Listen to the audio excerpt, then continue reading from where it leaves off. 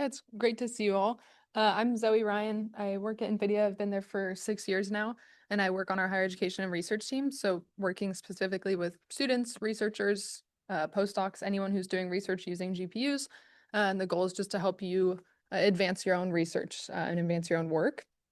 We have 2 hours together today, so hopefully we're going to get plenty of time for people to ask questions and do some hands-on work. How many people here are like using GPUs already versus like brand new to GPUs? And we'll do like the thumbs up, thumbs down throughout the day. Okay. Use them for, okay, great. So we have a mix. That's awesome. Online, I'll try to monitor the chat also. Um, Today we're going to cover kind of the fundamentals of what parallelism looks like for distributed training. And then we're actually going to get to see it hands-on, like Kristen mentioned, on Tillicum. I think in the email that y'all got for the meeting invite today, there was also a link to the GitHub repo that we're going to look at later. That will be kind of the back end of today. We're going to start with some of the more like fundamentals. And definitely since we're like a smaller group and we're in person and online, I'll try to monitor as well. If you have questions, feel free to ask. There will be a lot of slides. I'm happy to share them afterwards, but it'd be great to stop me if you have questions or if there's something that you're interested in diving into more. I've set up our goals for today. I really want to get to the demo so folks can see what we're doing, look at it together, and then also get the chance to get things started. I don't anticipate that we'll all get it running by the end of the day, but you have the 3 days, like Kristen mentioned, to do some further testing. So I just want to make sure we leave plenty of time to at least see that portion. But first, we need to start with like what is data and model parallelism. I've given myself, I think I can say parallelism like 4 times before I start to mess it up. So I'm already at 4 times of saying it, but data and model parallelism is what we're going to be focusing on from like a kind of strategy point of view, why we would need it, what it looks like to use it. We'll talk about what it's like to scale to multi-node. That would be kind of if you're looking at some of these larger scale models.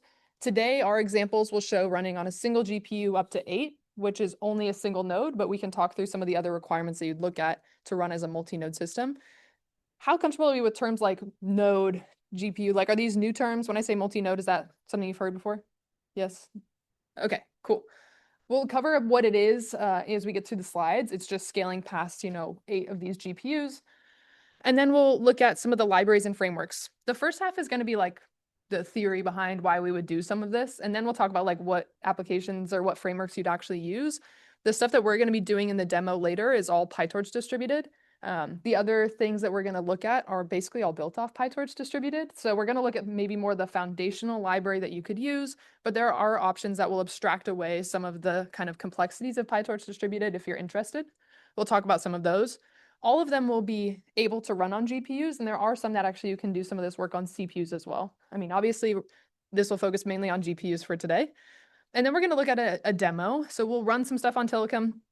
I've already pre-run it, so we can also just look at some of the outputs as well. But I do want to take time to actually look at the Nsight systems profile. So this is, I think, where hopefully folks will get the most out of today is digging hands-on on what a profile actually looks like. How many people have profiled their code for with any type of profiler? Yes, no, maybe so. Okay, cool. I think Nsight Systems is kind of, it's maybe pretty niche. Like it's really only for folks who are developing or using GPU code pretty often, but I think it will give you a huge leg up if you're interested in taking this into some of your own code later. So we're going to go through that demo and we'll actually see what it looks like to profile the code. Okay, so we're going to get started. I'm going to try to stay on track with time as well. And we're going to start with just like, what is data parallelism? Hopefully this is what interests, oh, there's times on these slides. I thought I deleted them all. I don't know if y'all have ever used slides from like a shared deck before, but they have like the auto progress sometimes. Sorry, I thought I deleted all of them. Okay, we're going to talk about what data parallelism is. Hopefully that's exciting to you because that's what most of today is going to be focused on. It's also okay if it's totally brand new to you. Hopefully you're here because you're interested in learning how to train models and learning how to scale up the training of those models. That's really what we're going to be talking about mostly today. So when we're talking about, training a model, maybe if we're looking at something small, one of the things that you'll run into rather quickly is that a GPU does in fact have like limited memory available to it, which means that if we want to scale up to some of these larger models, if we want to train faster, usually we're ending up being pretty limited by the amount of memory that the GPU actually has associated with it. They also do have like a limited processing speed that they can actually achieve. So if we're wanting to make things run faster, if we're wanting to train bigger models, parallelism is where we're actually going to achieve this. We can do a lot of optimization that will allow us to work within the confines of a single GPU, but long term, if we want to scale to other kind of sizes of models, if we want to do kind of more far-reaching science, we're going to need more and more of these GPUs, and being able to parallelize across these different hardware components is a really important part of that. Maybe once we take a break, I'll try to get these timings off these slides. The idea here is that we really want to be able to use these individual GPU units together, right? So if you think of a GPU, I also think it's at this point nice to take a step back. Some people haven't seen a GPU in real life before, right? Not all of us go to data centers all the time, but a lot of what we're going to talk about today in the Telecom system has these individual GPU processors that are connected together. So you have access to multiple of them in one environment, and scaling between them is really common in larger data centers. So we're going to be looking at how we can use those together and distribute our training across them. You know, the goal here of this kind of little GIF here on the side is to show that if we're doing things, you know, one at a time, generating our output, whether it's going to be some image or some model that is trained, can take a long time. If you treat these little hoops instead as GPUs all working at the same time, we're able to increase our throughput a lot, right? That's our overall goal of why you would even approach something like distributed training. And there's like a lot of layers of parallelism happening when we're talking about doing a model training. We're going to focus specifically on these two that are really important for the more modern styles of generative AI training. Even if it's not generative AI, if you're focused on doing other types of training, data parallelism and model parallelism are kind of like the two main focuses. Our hands-on will be focused primarily on data parallelism, but we are going to talk about like the architecture of the different types throughout today. At a high level, I think it's always nice to come back to like, what do we want to remember coming out of today? You know, there's gonna be a lot of information thrown your way. At a really high level, when we're talking about data parallelism, what we're talking about is taking our training data, splitting it across different GPUs, and on each GPU, we have the model there that is doing the training, right? So data parallelism is important because it splits the data up. The models are on each GPU, and then you're training them kind of across the GPUs together. What it allows us to do is have way more input data and spread it across potentially 8 GPUs, which will move things forward much faster than if all of our training data had to go through one single GPU. What are potential problems with this? You know, one issue is that if you have a very large model, it might not fit on a specific GPU. You know, we might be already outside of the amount of memory that we could use. So data parallelism really is focused on when you have a fairly small model. Today we're going to be looking at 150 million parameter model, so that's still pretty large. And it fits on a single GPU, but you want to speed things up by distributing the data across different GPUs. Is that making sense so far? It's okay to say no also. Okay, great. So yeah, high level, the reason why we do this is we want to speed up our training. We have more GPUs available to us. So we're going to split our data across those GPUs, do the model training across all of them, and then we're going to aggregate things back onto a single GPU at the end. We'll go through this in more detail, but I do think that this diagram is pretty helpful. What it's allowing us to do is to run the full training process in parallel across different GPUs. So that's what model parallel or data parallelism is. This is going to speed up the training. Today, we're going to see examples of where if we go from one GPU to 2 GPUs, we don't necessarily get an exact 2x speed up. We'll talk about why, but you do get like roughly a 1.8x speed up. So that's still pretty good overall for training. That kind of scales as you go to more and more GPUs. There's more overhead, but still the thought here is we add another GPU, we get a roughly 2x speed up because we have 2x the amount of compute working on the training. So if you want to go faster and you have more GPUs, consider data parallelism. I'm already saying parallelism wrong. Okay, model parallelism, we're going to talk about as well. This is where we see things in more like modern model architectures where these models are huge, right? We think, I mean, people are saying things like a 7 billion parameter model is small now. Like that's a huge model still, which means that we can't just take a copy of the model and put it on every GPU. Like that will be too much for what the GPU's memory can handle. So instead, what you do is you split the model, and we'll talk about how you actually do this later. You split this across GPUs, and then you have one single training batch sent through all the GPUs that have different layers of the model. So that's just, we'll come back to this one. This is what allows us to train bigger models. You can imagine a world where we're going to want to do both these things together, and we'll also talk about that today.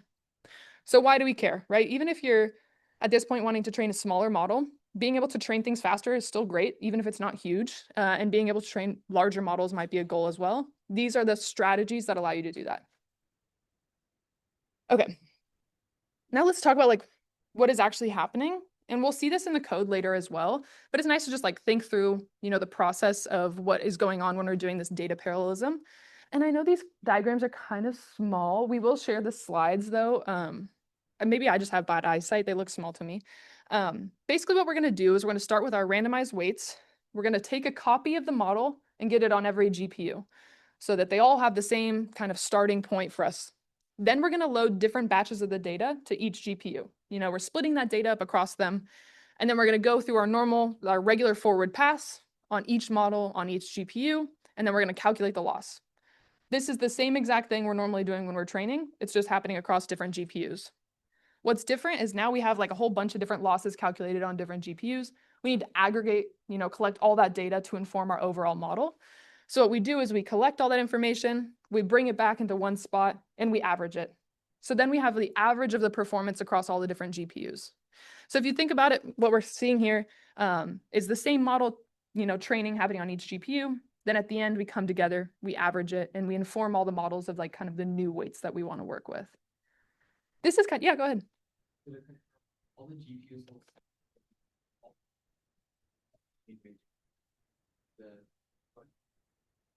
Yep, at the end, yeah. And so we'll actually show what it looks like. There's things you can do to make that smarter, right? Because that sounds pretty bad. Like we might be waiting until the very end and doing a huge average. We'll send little mini batches of information to continually update the average to try to avoid some overhead. But yeah, in this approach, what we're describing right now, yeah, that is exactly what would happen. So at the end of this process, what we have is that all the models have the same weights because we've been doing this averaging and redistributing that.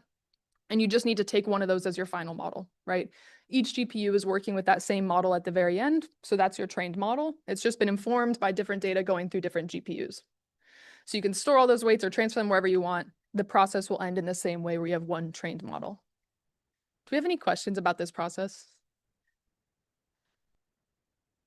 Is this making sense so far? We want to go faster, so we split up our data across it, train all these models, re-inform everyone of the same information at the end, and at the end you get a trained model, but you've just done it faster. In a perfect world, this would be like a direct correlation to how many GPUs you have is how much faster you would be. This is not a perfect world, but you still do get sizable speedups. Okay. We've already kind of hinted at some of the problems that you might run into here. Anytime we're talking about anything GPU related, even if it's not model training, there's always kind of a balance of like, what is the memory impact here? And what is the compute impact? Sometimes you can do things that are like, if you have a super intensive matrix multiplication, you're going to use the output of that over and over again. Maybe you don't want to recalculate that every time because that's a huge computational tax to pay. And storing it might be, the smarter thing to do, storing the answer. That's like a direct memory to compute trade-off. We're always trying to balance those. And as architectures change, the amount of memory you have changes, the amount of compute you have changes. So this is always kind of like a scale that you're trying to work between the two. One thing that we're going to see is that we can do a lot to trade memory for extra compute during the training cycle. One thing that we can do is called gradient accumulation, which is kind of what you were hinting at, is we can split these larger batch sizes into these smaller micro batches, which allows us to send information to get updated more often, more regularly. Basically, we're doing like an accumulation of all these different micro batch stages to do the updates to the weights more often. So the reason we would do this is because we can send these micro batch updates to the central kind of average while we're doing other compute. So instead of waiting to get all of our batch information and then sending it, we can actually just send little micro batches to do updates while compute is still running. This is I think, hard to maybe understand just based on this diagram. When we look at the profile though, which is a nice reason to do it, you can see that while the forward pass is happening, we have batches being sent on a different stream. So it's like we're doing direct overlap of our computation when we do this. The other thing we can do is activation checkpointing. This is something we're also doing to try to minimize the amount of like memory overhead that we have. As we introduce these paradigms for like I'm going to start saying DDP, distributed data parallel.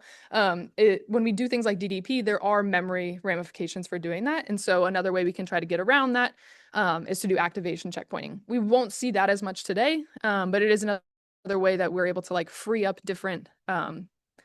memory by doing more of these calculations as we go. So the one we're really going to focus on today, though, is these micro batches. This is a really common strategy in DDP, and it shows how you can overlap different types of compute while you're going through the training cycle. Okay. I think one of the questions that we get a lot when people are like wanting us to look at their trainings is how we can pick the right batch size. And that's a really complicated question. And there's no like specific perfect answer. One thing though that we can think about is that the global batch size for something like through DDP is really similar to what it would be when you're doing training on a single GPU, because the global batch size just becomes an accumulation of all the smaller batch sizes, right? So like we're still addressing the same batch sizes we would on a single GPU. We've just split it up into these smaller and smaller pieces, right? So when you're thinking about batch size that you would be thinking about for single GPU training, it's very similar to what you're doing here. It's just split up across different GPUs. So the types of things or errors or problems that we would run into are still pretty similar. Like if you think about it, our goal is with a larger batch size, we can decrease training time. Like that kind of makes sense. We're getting our epoch time can go down if we increase the training size or the batch size. But the issues that we could run into is that the training might not converge, right? So we can't just keep increasing it forever and forever. We will run into potential issues here that are demonstrated like on this fall off, where we could be in a different minimum or kind of like what do they actually call it? Sharp minimum here, which is not actually where we want to be for our training. So again, this is similar to like memory and compute trade-offs. With batch size, we're trying to strike a balance of something that will bring down our epoch time without getting us to that kind of false sharp minimum. We're going to show only like one batch size for today's training, but I think it is nice to think about how the global batch size is still related when we're doing this kind of DDP. If you're new to training, this is not the most important section for today, right? This is just a comment on when you go to apply today's skills to your own training, the batch size that you can address, the global batch size, is still similar to what we would see on a single GPU, but it's a culmination of these kind of mini batch sizes instead. Is the mini batch size idea making sense to people? It's okay to say it isn't also. We'll look at it in our actual example as well. Okay. So I kind of hinted at this earlier. The kind of extreme tail end of this, you can imagine there's problems with DDP, right? Today we're going to show a very clean, very nice example of like smallish model. We're doing a very short training, like we're doing 3 epochs. It's going to take us each like 5 minutes total to go through these examples, which is nice for a workshop. But if you're imagining scaling this to a real world example where the model is too large to even fit on a modern GPU, that's where you can run into a thing called FSDP. Has anyone heard of FSDP? Fully sharded data parallel. It's another one that's quite the mouthful to talk about. So this takes, you can imagine it takes our same principles of data parallelism. So we're still doing the same type of thing that we're, distributing the different amounts of data across the different GPUs. But in this case, we're also saying we're going to take shards, which is just the term that they're using, shards, pieces of the model, and also distribute that across the different GPUs. So in DDP, we had copies of the full model on each GPU. Fully sharded DDP is a very clever way of taking not only the data and distributing it, but also distributing shards or different pieces of the model. So you can imagine the accumulation step at the end is much more complicated for FSDP. We're no longer just taking a literal average of the outputs. We also now have synchronizations that need to happen because we don't have full copies of the full model on every GPU. So what happens is there's way more synchronization steps when we're doing FSDP, because during the training, we're having to inform, other GPUs of what this part of the model outputted for us, right? It's nice because obviously we're way bringing down the amount of memory that the model is using on the GPU because we're not putting the full model there. We're taking just a shard. It allows us to train much bigger models. It basically is taking the most extreme approach that you can to reducing the amount of memory that is being used and still getting an increase in training time. You can imagine that implementing something like this by yourself would be a challenging thing to do. But what we're going to this whole lead up is hinting at is that the PyTorch distributed framework has done a lot of this for us. So fully sharded data parallel is something that you can run in PyTorch, very similar to what we're going to show today for distributed data parallel. I just wanted to show this because this is kind of the extension of the data parallelism work where you can also introduce larger, more modern scale models. Do we have questions about this approach? I think the thing that I come back to is if we look at the actual diagram here up at the top, This is a kind of standard workflow that we're going to show today. Standard as in we all just covered it for the first time, but this is the DDP workflow that we're going to cover today. We have the exact same pipeline on the top and the bottom. We really only have one step where we need to do any connection or talking between the GPUs. That's where we're synchronizing. And then fully sharded is when we're actually doing this at different layers of the model as well. Yeah. So sharding is usually what's used for like those larger kind of models? Yeah, and sharding we're going to talk about in this section also is there's different ways to shard. So there are kind of like maybe the most straightforward one you can imagine is we split different parts of the model by layer. So if we have a 12-layer model, maybe the first 4 layers go to this GPU, the next 4 go to this GPU. That's one type of sharding you can do. And then the other type of sharding you can do is more along the lines of like, I think of it like hot dog and hamburger style. I don't know if people have this like ways of folding paper. I think of hamburger style would be more like cutting between layers. The hot dog style would be more like cutting where you have all 12 layers, but the big compute, like the big matrix multiplications and stuff, are split across different GPUs. We'll talk about this in more detail. That one is really hard to conceptualize, like how would you literally write that code, but it is its own type of parallelism. Is there a way to prove while sharding? That's a good question. I don't really know if that's something that you would do while sharding, but it is a good question. I don't know, to be honest. Yeah, it'd be interesting to look into. Okay. What are the questions we have on like the standard data parallelism? That's our goal today, is to understand that like in detail how that works in practice. I think it's like the most common thing that I see researchers wanting to do when they want to scale. Like, we have this model that we've been training on a single GPU. We're really wanting to scale. DDP, like PyTorch DDP, is the library I see the most common. So understanding that is like a really good place to be. Yep.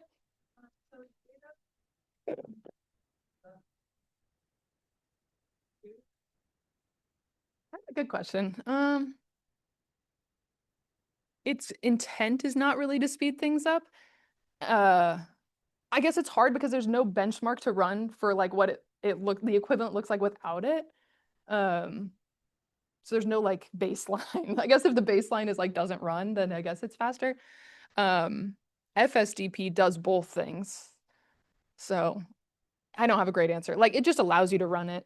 But the performance of it is perhaps not great, especially as we see one of the types of parallelism really splits each compute intensive step across every GPU, which is fairly complicated.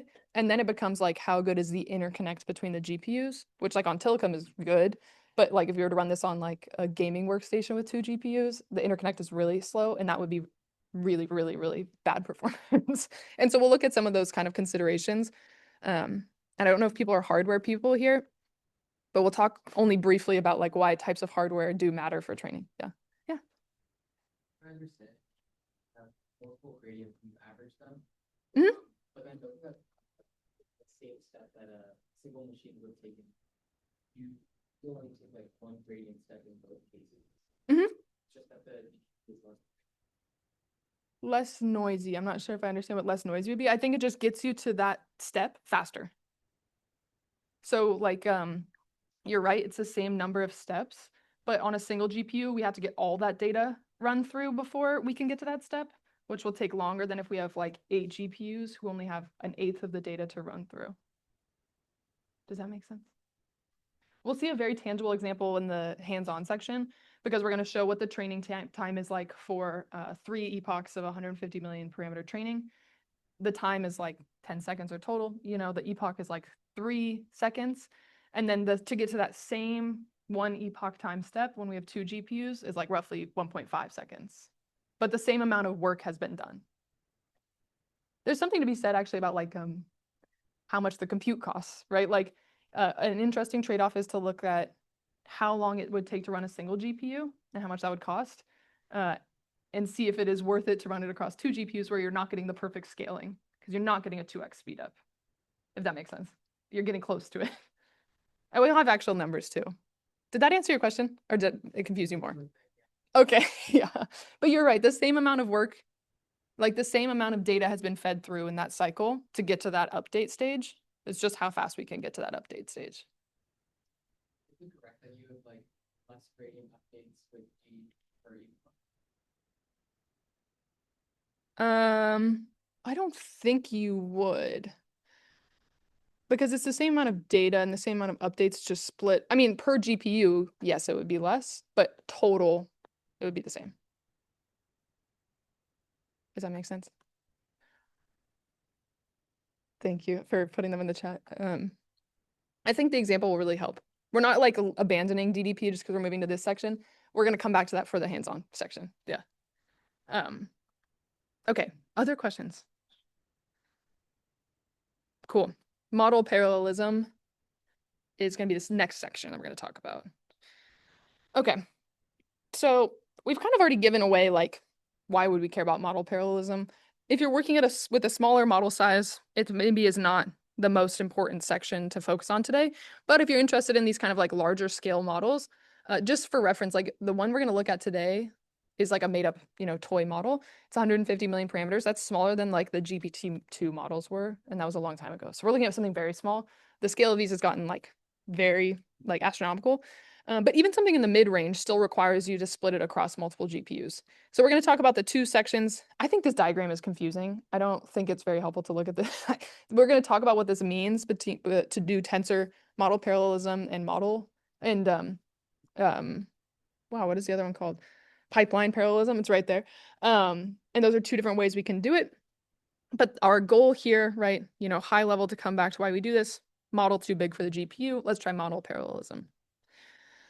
Okay, this is what I was trying to describe with hot dog and hamburger style. Let's start with pipeline parallelism because I think this is the one that is more intuitive, at least to me. Like the models we're looking at are literally just split up or made up of different layers of things that are happening. It seems straightforward enough to split the different layers and keep those on different GPUs. We're going to look at a 12-layer model later in our example. You can imagine in here we're showing like splitting it across just in two separate sections. The first 6 would be on one GPU and the next 6 would be on another GPU. This is like logically something that makes sense to group this. We know exactly what would be coming out of those at that last layer before we would send it to the next GPU. The diagram is very straightforward. It does a good job of utilizing the GPU. That's one thing that we'll talk quite a bit about in the profiling section. We want to be using as much of the GPU as possible. So if we're able to split this kind of in half, and that maximizes not only like the memory that we're using, but also the GPU utilization, that's a really powerful strategy. The problem here is we introduce a lot of latency because we're waiting for stuff to happen. So if we have 6 layers, that are the first 6 layers, we might be waiting for the output of that GPU before the next GPU can move on. So that's a dangerous place to be in. We're kind of turning this into a sequential task. Because we no longer have all the model information on one GPU. We're waiting to hear from that GPU before we move on.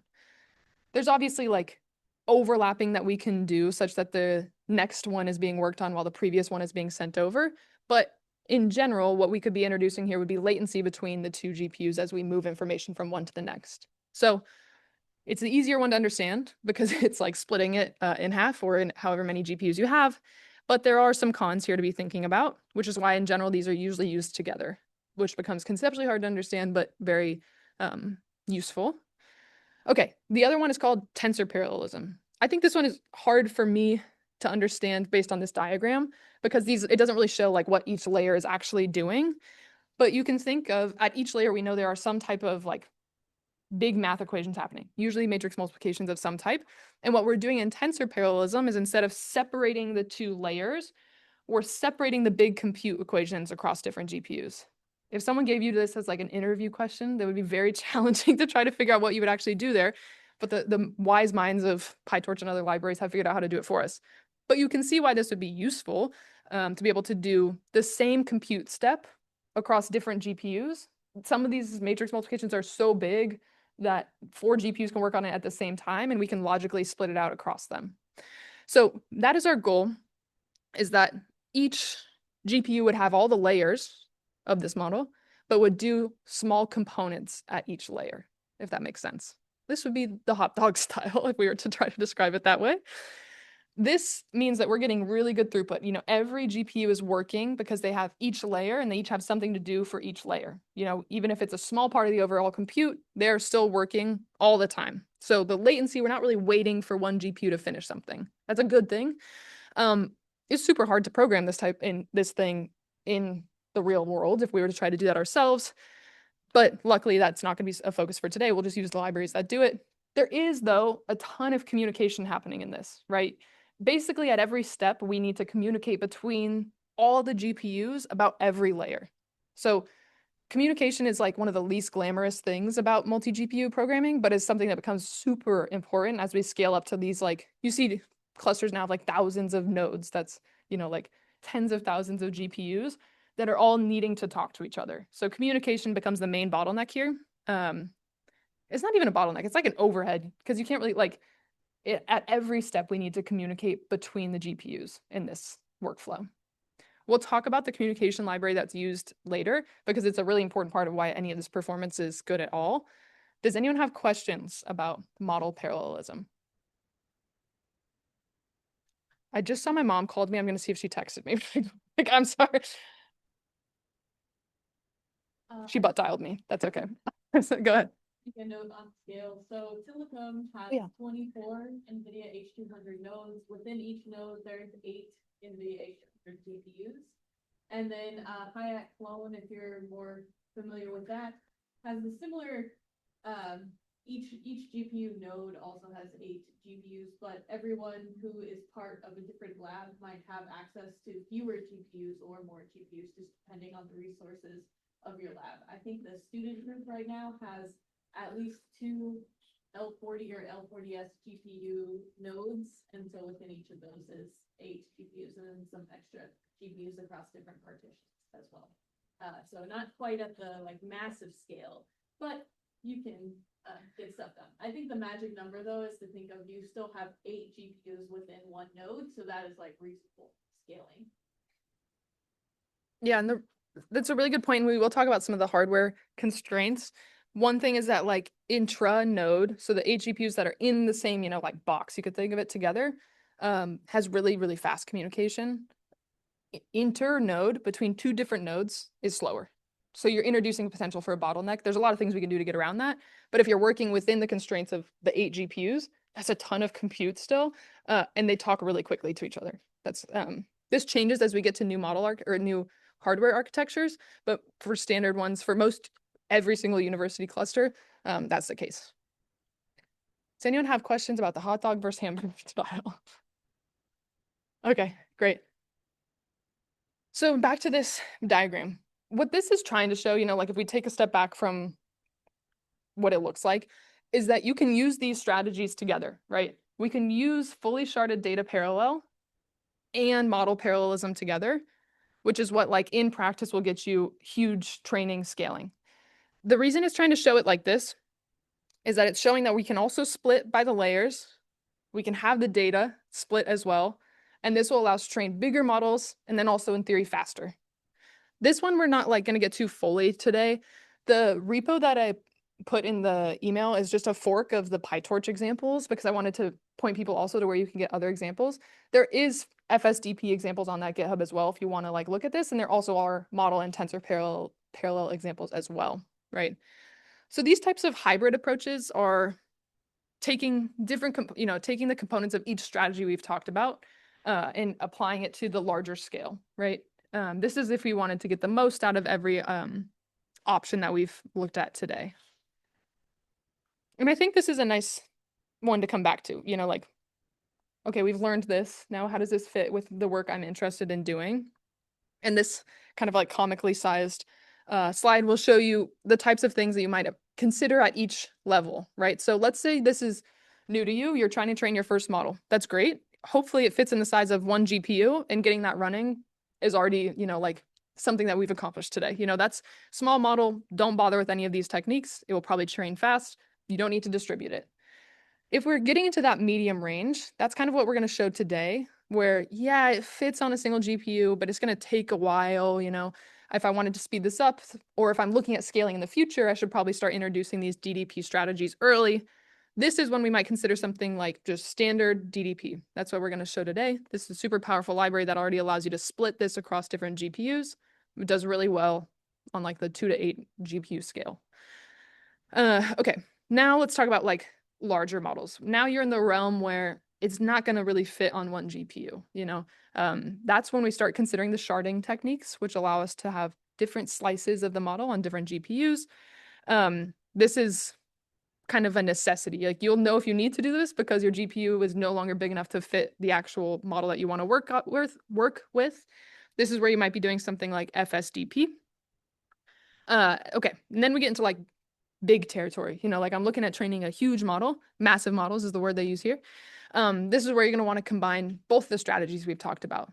You're going to do FSDP, and then you're also going to need to look at doing some kind of some splitting between either the layers or the compute that is happening. I think that this is the hardest category to know the difference between. When should I just do FSDP, versus when I should start looking at some of these more involved model parallelism strategies.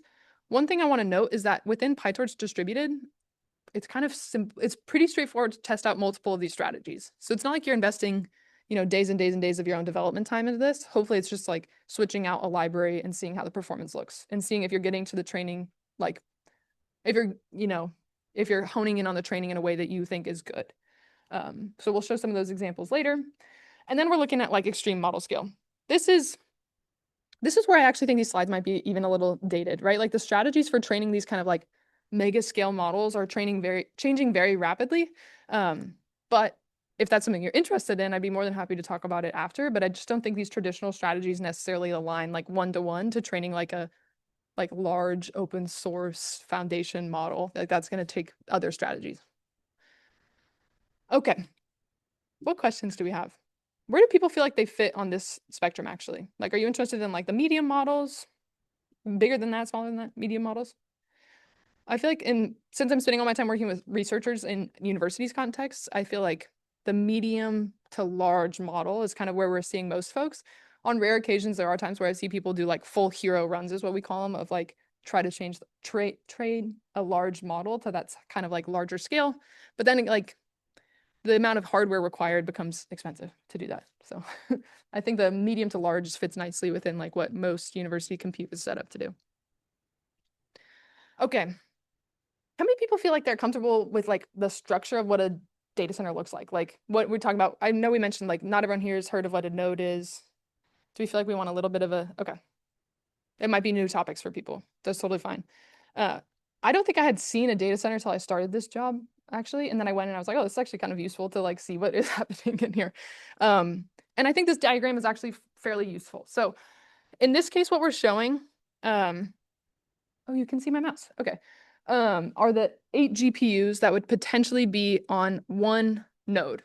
There's kind of like a couple terms that we use a lot. You know, we got like single GPU, that's the one card, the one kind of thing that you're using if you go and you get like access to it in the cluster, or if you have like, I have a workstation at home, like a gaming laptop has a single GPU in it. You know, that's kind of the minimum unit that we're talking about. It has its own memory associated with it, and that's what is usually the limitation for these types of model trainings. And it's usually attached to like a single CPU that's kind of like the host telling it what to do. That's a standard setup for using GPUs. You've got CPU, GPU, memory associated, and that's what most people are doing most of their work on kind of like day to day. And then what we start talking about in a data center environment, which is like what Tillicum and Hayek are both, is shared interconnect between different GPUs. So 8 of these GPUs of these boxes are connected, each of them, to every other GPU in that rack. So in that box, whatever you wanted to describe it as. What that means is that those 8 GPUs can talk to each other very quickly. So they have interconnect between them that is very fast for data transfer speeds and won't really appear as a huge bottleneck when we're doing these types of strategies. So we didn't even really mention it in DDP, like what it would take to actually do that accumulation step. The interconnect between these is fast enough that that's not really a limiting factor necessarily in the training. So what this means is that all these arrows are representing that they could talk to each other really fast. The interconnect between those is something I wouldn't worry about by and large when you're training. What this is also showing though is once you scale outside of that, there's a whole bunch of other pieces that have to connect here as well. And the interconnect there can be much slower. So this, this kind of crude diagram up here is showing like what some transfer speeds or some of the interconnect will look like as far as speed of moving data between 2 nodes. I don't think this actually is probably pretty close to what the one on Tillicum is, this 42 gigabytes per second. As a compared to intranode, the NVLink is what we call the interconnect, is more like for this is HDR InfiniBand, so it's probably like 900-ish gigabytes per second internally to one GPU or one node. So if you're not a hardware person, I'm admittedly not very much of a hardware person. Inside the 8 GPU node, they talk really quickly. Outside of that, there's just more bottlenecks. There's now structures for GPU clusters, just as like a forward-thinking, like interesting thing, that treats the whole rack. Maybe there's 72, of these nodes or of these GPUs. They treat it as one big node. So they all have the fast interconnect between them, which is pretty cool. That's a newer hardware advancement for us. It basically treats the whole thing like there's a spine down the back that has the fast interconnect. So every single GPU talks to every single GPU at the same speed as in our little setup for 8 of them. So that's an interesting thing hardware-wise. It's also networking very impressive, but most standard setups are like this still. It's not to say that multi-node doesn't work. It's just something to think about. Like if you were to randomly use 9 GPUs, that probably wouldn't make sense. Like there's some sweet spots there. Are there questions about this? I don't think I sold the hardware very well. I feel like my colleague Amanda is much more the hardware person, and I think she would be embarrassed by my explanation, but 8 GPUs is a good number. There we go. Okay, how many people have used Slurm before? We're gonna use it today. Okay, cool. The reason that this is even like a slide on here is because there's a lot of scheduling happening when you're trying to do this type of scaled training, right? Like we have to tell the GPUs to do this, and Slurm helps you do a lot of it. There's also, we're gonna see torch run in the examples as well. There's a lot of like communication that is happening under the hood that we as like users or developers probably don't want to be too involved in. Slurm is what allows you to do a lot of this on a cluster like Tillicum or Hayek. We're going to look at the Slurm scripts later for like how you can submit these jobs. I unfortunately think that sometimes the bottleneck for researchers or for users of clusters is that they don't really know like how to do that type of like job submission or how to scale it up to multi-GPU. And so the goal for the examples today will be that you have like a template of something that you can use if you want to go submit later your own jobs. I don't know if you can tell I'm getting more and more annoyed as I click the back button every time it auto advances.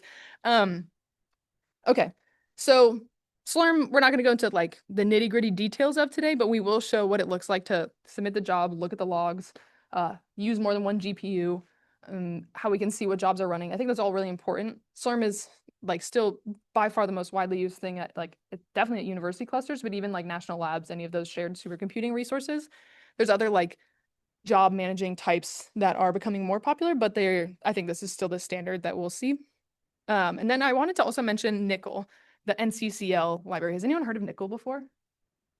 It's like the least glamorous, I think, library that we have, and by far like the most important library that we have. Nickel is the thing that drives the communication between the GPUs. So having a Nickel backend is something that you might hear or see quite a bit in like frameworks or libraries that you use, which is a great sign for GPUs. If it has a Nickel backend, that means that like the smart engineers of NVIDIA have built the Nickel library so that the communication between the GPUs can be as fast as possible. That's like, for my intents and purposes, the thing that matters most. Even if you're not doing like training, if you're doing something like in some of our data science libraries, some of them even have a Nickel backend that allows you to like scale to multi-GPU as well. So what we're gonna see here is there are some like Nickel flags that we're gonna raise to take advantage of the communication between the GPUs. So anytime you see something like Nickel, it's a good sign for scaling it up to a multi-GPU run or even a multi-node run. Okay, there are other, things to think about if you're trying to scale this up to larger training runs. One thing to think about is that hardware failures on a huge multi-node system are going to happen, like especially a large system. If you're training something for, like some of these models will be training for months, you're going to have a smart way to handle when failures happen. And one of those things that you can do is like checkpointing. There's a bunch of different guardrails that you can have. Almost all this is built into the PyTorch ecosystem. Saving the weights, to some external place that's not just on the compute is another good thing to do. This is just good practices when you're going to go do your like large scale run. You don't want to lose all your data just because one of the GPUs or some port goes down or something like that. These are strategies for maintaining the data that you have as it scales, but also checkpointing and running, from a checkpoint is very common now. One thing that I think is interesting, and it is on here. There are cool things now where you can do like flexible checkpointing. Oh, it's called elastic checkpointing, not flexible. Where let's say you have a checkpoint that was run on an 8 GPU training run. Some of these frameworks will allow you to then take those checkpoints and run it on like 2 GPUs and be flexible to the different hardware backends. I think that's really cool. It's not something we're going to explore in general. It's much better practice to just use the checkpoints on the hardware that they were checkpointed on. But that's a cool one that the Hugging Face Accelerate library takes and uses. Okay. Highlights for today. I think the biggest highlight is like, what is DDP? Why do you care about it? You know, like, how can I make my training faster? First answer for me is use DDP. You know, that's kind of hopefully what you were hoping to learn in this workshop. And that's one of the main strategies we have for parallelism. These strategies scale as we have bigger models. And as we want to use bigger models, that's where we can introduce things like model parallelism. And they can all work together. What we're going to show later is that these can all be orchestrated as well through like a Slurm scheduler. And they take advantage of a lot of our, backends that are very fast for communication. Okay, what questions do we have about like the foundational fundamental section? No questions. Perfect explanation. Okay. Now it's like where the rubber meets the road. We're not going to go today show you how you implement model parallelism. That would take way more than 2 hours. And so we're going to show what are the frameworks that are already doing this. Some of this I think is outdated. Like, I don't think anyone is really using TensorFlow anymore, to my knowledge or my experience. I just don't think it's as performant anymore. PyTorch is basically like all of these are just built on PyTorch. And then the Composer one, Mosaic Composer, I think they got acquired by a company a couple of years ago, and there's just been like less development there. So I'm going to focus on the ones that I think are like still the most relevant. But there are a ton of frameworks out there.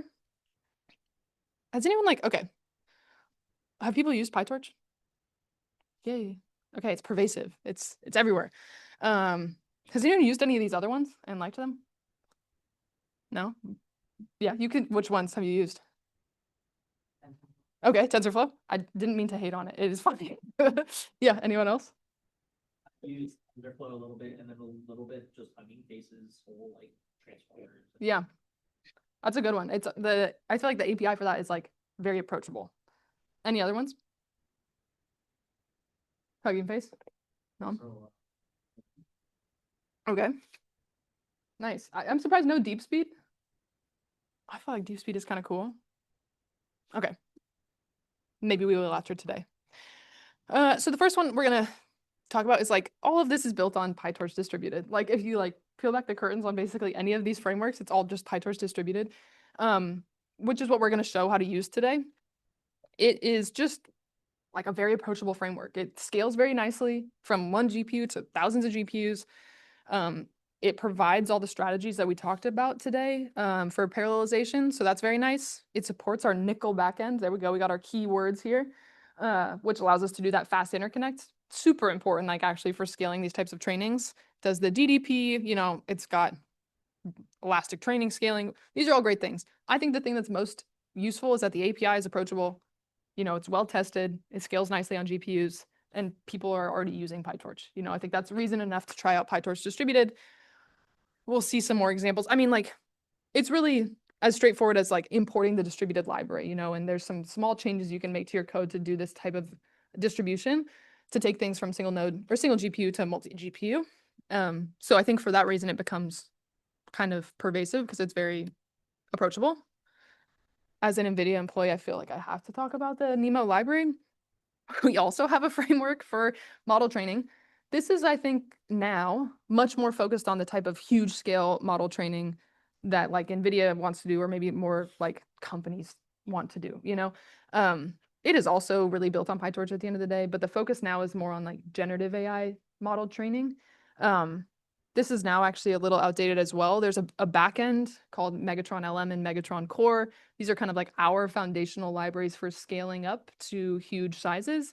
If you were to use a cluster that was like one of the ones that has the massive interconnect between all GPUs, NeMo might be a good option because we have some really like fine-tuned aspects of it for that hardware. I think in general, for folks who are looking at like this small, medium, even large scale, NeMo is kind of like too big of a beast for that. But the goal really is to have these scale up to the most performant, largest solution. So if that's the scale you're looking at, then NeMo, I think, makes sense. It's an open source framework, so you can always go look at it and see if there's anything interesting on there. The goal is also partially to have different sections, like different components that you could use and take into your own training. You don't have to use the whole thing.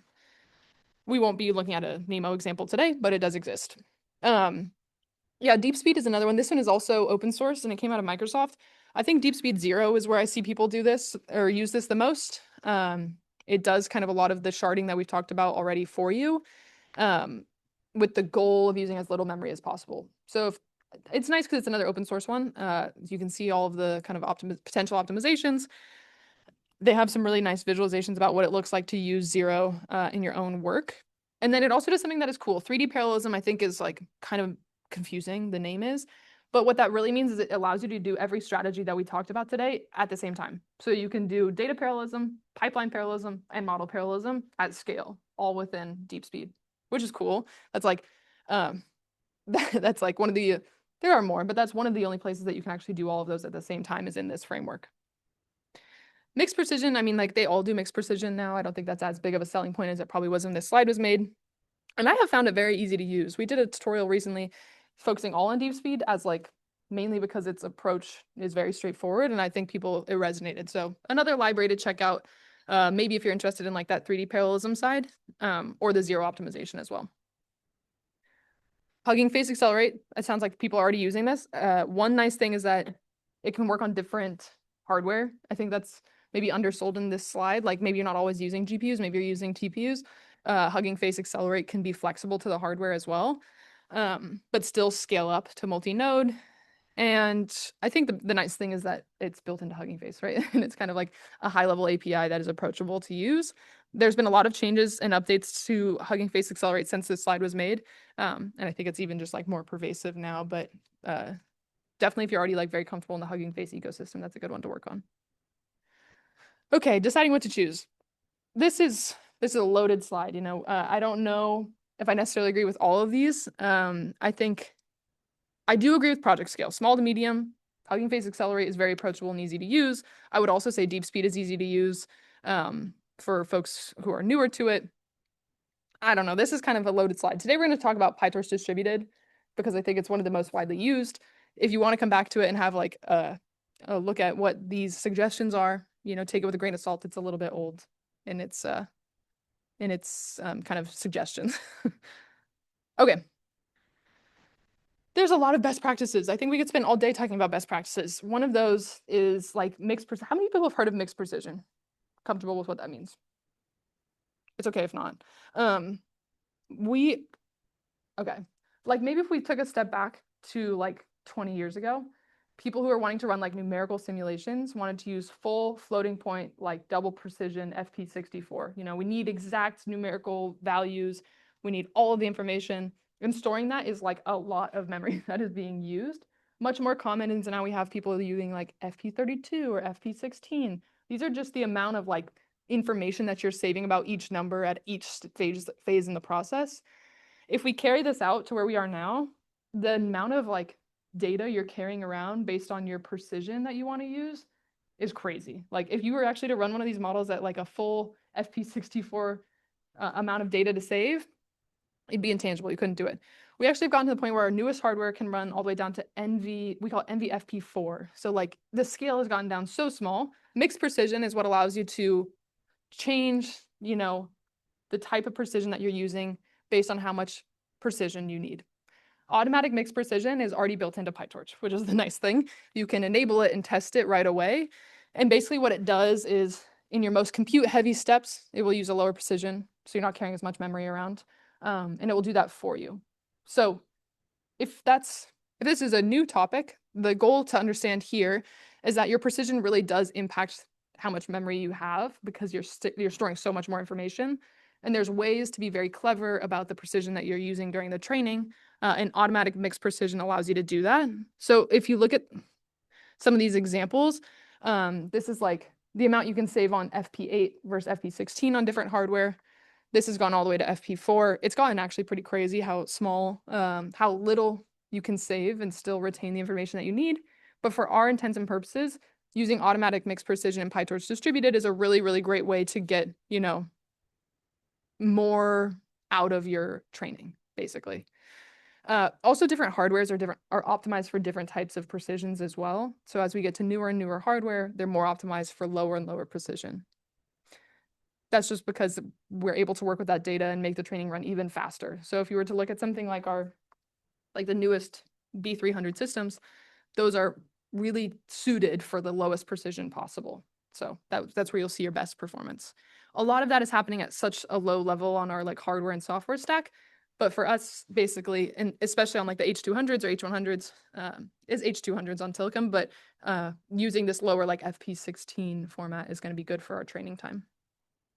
High level takeaway: use automatic mixed precision in PyTorch if you're interested in testing that out. It's pretty standard and built into into their ecosystem. Okay, good monitoring tools. There's so many ways you can monitor training while it's happening. There's quite a few that exist specific to the library. You can even like just use a tensor board to look at the training for PyTorch, you know, as you go. I think that's probably what I see the most often for folks is like, if you're doing a larger scale training and you want to track, you know, what does my loss look like? How's training going? Tensor boards are what allows you to visualize that over time. Is this something people have tried before, tensor boards? No. You might have seen them before. This is what this screenshot is. It's pretty easy to set up, which is also nice. And it gives you like a visual way to see what's happening in your training. There's also other libraries. Weights and biases is a popular one. I think in general, having a way for these larger scale trainings that you can visualize what's happening is useful. We're going to look at not a monitoring tool, but a profiling tool. So what does it look like after we've done the training? It's kind of the difference here. Nsight Systems, which is the tool we're going to all use, is run the training and then see what it looks like retroactively. This is like while the training is going, let me make sure it's looking right. TensorBoard is what I've used the most often for that. Okay, this is like the last sort of like technical slide I wanted to talk about. And it goes back to one of your original questions about like the mini batches. There's a lot that we're not talking about here in the DDP like overview slide that is happening on the GPU. Namely, we're overlapping super expensive communication steps with the compute steps. So there's different streams that are on a GPU that allow you to do different work at the same time. We'll see this in practice. While we're doing some huge matrix multiplication, maybe that previous mini batch can be sent off and communicated to another GPU. This is like the idea of overlapping communication with compute at the same time. It's a really important part of like GPU computing in general is to not wait till the very end to send the information over somewhere else. Do it while you're computing something else. You know, the idea that GPUs are parallel in nature, the goal is to parallelize as much as possible. You know, we're talking about like big scale parallelization, but on a single GPU, there's tons of parallelization happening there as well. One of those that's like the most common is this kind of communication while you're doing computation. This also works at the CPU and GPU level. You know, like you don't want to be waiting for your CPU to do something before you use your GPU. You want to overlap that compute and communication as much as possible. The nice thing is this is where that nickel backend comes in. A lot of this communication is like auto parallelized for you because nickel is finding any opportunity it can to send the information while you're doing compute. So this is like a low level slide, all to say that like in our profile, we'll see a lot of this happening for us. Okay, we're halfway through. We're almost the hands-on section. Does anyone need to do like a bio break? Or do we want to charge through? I'm open to either. We're going. We're plowing through. Okay. Great. You all haven't had to listen to yourself talk for an hour straight like I have. Okay. Who's used Nsight Systems? Who's heard of Nsight Systems? Okay, yeah. You've opened the GUI on your laptop, that counts. Okay, so the reason that basically this whole like part up till now has been focused on better performing training. You know, like our goal is to get faster or bigger training. It's really hard to quantify if that's going well without like looking at the code or profiling the code. Profiling the code in general is just a way to tell us what parts are taking the longest, you know, what are ways we can optimize. A lot of using GPUs is figuring out ways to optimize your code. This is how we do it. This slide is like, when should you try to profile your code? Whenever you have something that's running and you want to try to make it faster is kind of like my general principle. If you're like taking a code that doesn't run on this GPU yet and you want to, that's a great time to do it. If you're wanting to scale, you definitely want to address the bottlenecks before you scale. Those are all good times to profile. And you can do it over and over again. It's not like you're like, oh, it's going to take 10 years and then I will never do it again. It's hopefully something that's part of this development cycle. The reason that we would do this, right? We're trying to find ways in which we're either bound by memory or compute. You know, some of these are more exciting. Like memory bound means that there's maybe ways we could overlap the communication. We're looking for bottlenecks that are happening. I think most often when I look at a profile of someone's code that they haven't profiled before, something about the data loader or data loading is very slow. That's almost always what's happening, and that's a great thing to see visually to look at ways to fix it. I like 90% of the time it's something in the data loading and pre-processing that's taking forever, and then all the training is actually very fast. But it's hard to know that about your code until you actually like go and look at some visual interface. So we're trying to find those things and make them run faster, right? Also, there's types of things that like depending on what you're doing, maybe you're not using the most optimized library or version. You know, some of the examples they show here are like we have different kernels that do convolution or batch norm. Those are things that may have faster versions that you could use and might accelerate your workload. Today, so these are NVIDIA software components, these ones listed here. Today, all we're really going to show is the Nsight systems. This is the most useful, highest level one. It's a system-wide profiler, which means that it's not going to just tell you what's running on the GPU. It will actually show you everything running on the CPU as well. So if you have a CPU-only code, you can still profile it and get useful information. The Nsight compute one is like if you're writing your custom kernel at that level, then you'll need Nsight compute. Happy to answer questions on that as a follow-up. It's probably not the most relevant for today since we're using like everything from a library. But if you had like custom code, that's where you would want to be looking at profiling it. Nsight graphics, I don't think is a focus for anyone here today. If anyone's doing graphics workloads, that's a profiler for it specifically. Okay. Let's focus on just Nsight systems. This is like a horrendous screenshot on the right hand side. We're going to make that look much more intuitive on the actual demo, but that is what you're going to see is a lot of information, and we're going to try to get more approachable today. But the goal here is to show we'll run on 8 GPUs and you'll get to see everything that's running on every GPU, like every thread. You'll see all that information. You'll see memory transfers. All of that will be visualized. Our goal is to find white space, basically, most of the time if you're trying to do initial optimization, because white space means there's nothing happening. We're waiting, and we want to minimize that as much as possible. Logistic-wise, like how does this work? You know, how do I actually run this? We'll see an example in the Slurm script that we're going to submit. But instead of running your like Python test.py, you would run nsys python test.py nsys, and that's what actually creates these profiles for you. Once you have a profile, you're probably going to create it on Telecom. That's where you're running on your GPUs. You copy it back to your laptop and you open it on here and you visualize it that way.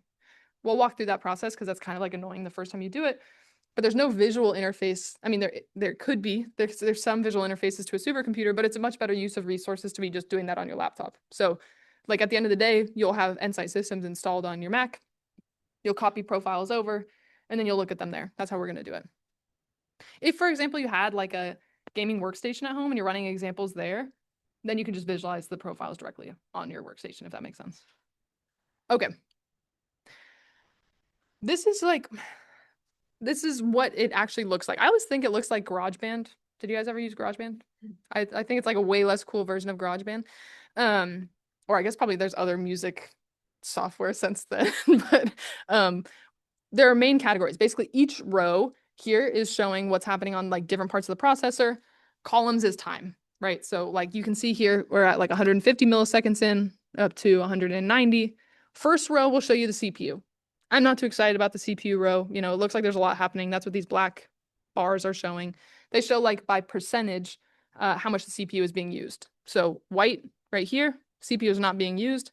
This black section here, CPU is being used. Then we get into the Python processes, like what OSs are running. Sure, that's maybe not that exciting. Sometimes you might be interested in like some waits that are happening for a long time. NVTX annotations. This is, I think, the most important part. It's really hard to look at these profiles without any annotations. NVTX is what allows you to annotate your code so that you can tell what's actually happening. So we, as the programmers, have written NVTX annotations here that show us when the forward pass is happening, when the backward pass is happening, and what epoch we're on. This is really nice because otherwise I'm going to be like, what does this correlate to in my, like I have no idea, no way of knowing. This lets you say, hey, during the backwards pass, it looks like the GPU is being used a lot. So that's what that annotation is. I'll show you how you can use them. They're very straightforward in Python. Then we have here, like if you're using any libraries, we're using cuBLOS here. That's just like a BLOS library for GPUs. And then we can see down here, like, what's the percentage of time the GPU is actually doing what thing. In this example, it says we're spending 99% of our time on the compute. That's great. That's like the whole time the GPU is working on computing something. 0.7% of the time it's doing memory transfers. Sometimes you'll see this number and it will be like 80% of your time is doing memory transfers. That's a great way to say you need to look at how much you're copying your data around. And then I don't like this down here. We're going to look at something else at the bottom, but that's what it's going to look like. Okay, has anyone heard of NVTX? No, I guess because we're not Nsight users. NVIDIA Tools Extension API. It's just like allows you to decorate your code with annotations. So like, let's say I don't have a training code. Maybe I'm doing something like, okay, maybe I'm doing something like a simulation of some like waves in the ocean. And I have like step 1 is where I do my cleaning of my data. I could annotate that as like data clean. Step 2 is where I do like my first matrix multiplication. Label that as like matrix multiplication. And then when I go to profile my code, I know exactly what section I'm referring to. That is by far the hardest part of profiling is you're like, what is this section that's doing nothing? The profile gives you a really easy way to do it. It's just as simple as these little decorators. It's NVTX annotate. I give it a color if I want. I give it a name. And then that section will be annotated. You can nest these too. So like if you have a huge function, you know, like epoch, that's fine. Then you can do another smaller section. We'll see layers of them in our examples. Okay, are we ready to do some hands-on? Yay, okay. Does everyone have access to Tilcom and have they used it before? That's a loaded question, yes? Maybe haven't used it before. Okay, sorry. Do you have access? Yeah, let's start with that. So use Kai-Chen is our HPC staff scientist who can help. So if she's looking over your shoulder, there's Nom as well as on our team Nom. We might, if you get stuck, you can just kind of raise your hand, flag down one of us. And then did you two register for the training beforehand? Okay, I'll come over there. Okay. Let's see. Let's see the best way to do this. Okay. You got the meeting invite and it has a GitHub link to it. We're going to start there. This is where, like, realistically, in the next 45 minutes, we're not all going to get to running everything. Like Kristen said, you have access to Tilcom for 3 days. So whether you want to run this or something else, that's up to you. But I think there's really good structure in here for how you can start using the things we talked about today. So let's start with everyone getting to this page. I can send it in the chat. That's not helpful for people in person, but for people in the chat, I can. And then I'm going to walk through a couple things. There's no way my session is still active. Yeah. And can you see that good enough? Okay. Let's see. Everything is logged out because I talked too long. I'm going to start by getting access to the cluster really quick, but I will also walk through how we can do it together. And I will accept my duo. Okay. So if you're logged into the cluster, you'll see this nice message. This is when you know you've made it. And I want to just show where we can come back to these instructions later. So Kai-Chen has nicely helped put together this DDP profiling with Nsight systems on Tilcom. Everything that we're going to talk through is also covered on this markdown. So if you want to come back to it later, it's in the GitHub that we just talked about. Step 1 is just getting SSH onto the Tilcom cluster. And then if we wanted to, like for our examples today, we're going to be running through this GitHub repo. And so that's what we're going to clone. Are people wanting to follow along, or do you want me to just keep on keeping on? Because we can do it either way. Follow along. Let's do this. and then follow along. Okay. People want to follow on generally. I'm going to close out of some stuff. Try to make this nicer. Okay. Oh my gosh. Okay, so we're on Tilcom. I have mine saved on in a place that's probably not the right place, but this is where I have that repo pulled already. And you can pull it to wherever you want. Are people comfortable with what a cluster setup looks like? We are currently not on a GPU. You know, we're on the login node. When you SSH into the cluster, you get put onto this login node. You can tell because it says right here, login. So it's not like I could just start running GPU stuff. Like I'm not on a GPU, I need to ask for it. That also means like don't run crazy stuff on the login node because it's a shared resource for people who are also on the cluster. Just as like a high level thing. I think in general, you know, we don't need each one of us to go through and install our own PyTorch. Kaichen actually put together a Conda environment that is in a shared location.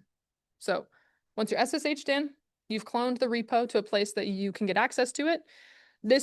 We're at kind of like step 3, you know, on the login node together.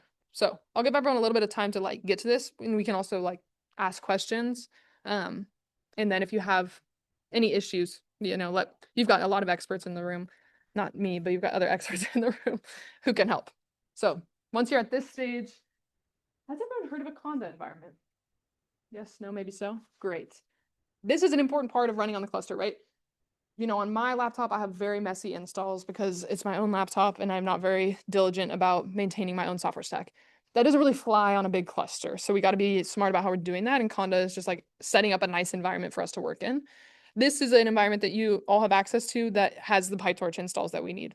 This workflow is just all PyTorch, you know, it doesn't have anything like that exciting. So we can use this Conda environment that's already on the cluster for us. I'll actually give everyone a second to work through it. And if you have questions. Yeah, do you have a question? Oh, okay.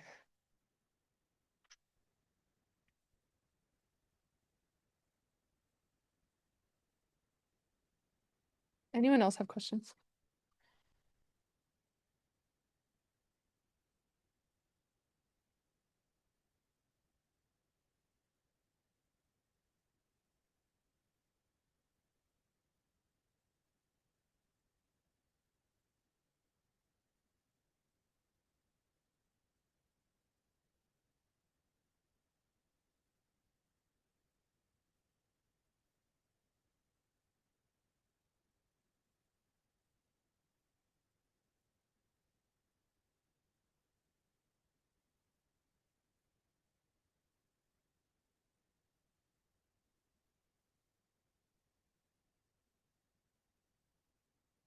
I'm just gonna pull up what the smoke test looks like. This is just like a test and make sure things are working right. It's in the Slurm section, the Slurm folder. And okay. Basically what it's gonna do is it's gonna make sure that we like have a GPU when we submit the job and that PyTorch is working with the GPU. You can use PyTorch on a laptop and you know, like you don't have to have a GPU. So we want to make sure that we have like the GPU version for our training. This is just basically a sanity check for us that's going to say like, yes, we do have a GPU. We do have PyTorch that knows how to use the GPU. You're good to go to start doing the training. It's like not a necessary step, perhaps, but if you have run it before also, this is something I did miss when we were, that Kaichen caught. If you have run it before, which most people probably have not, you might have already generated these snapshots that you'll have to get rid of first. So I'm just gonna do this just in case because okay. Previous Zoe was smarter than I thought. Okay, so now if you've got the environment loaded, what you're doing here is you're submitting a job that we've set up in the shell script already, and you're basically like requesting a GPU, and you're wanting to make sure everything is working right. That's what's happening under the hood. And you have to be in the right folder to do this. So let's see, we're in DDP examples, and then where am I? In distributed. I should follow the instructions better. And then we're in DDP tutorial series. Okay, there we go. This is the folder we needed to be in before we submitted. And then we can go back up and try again.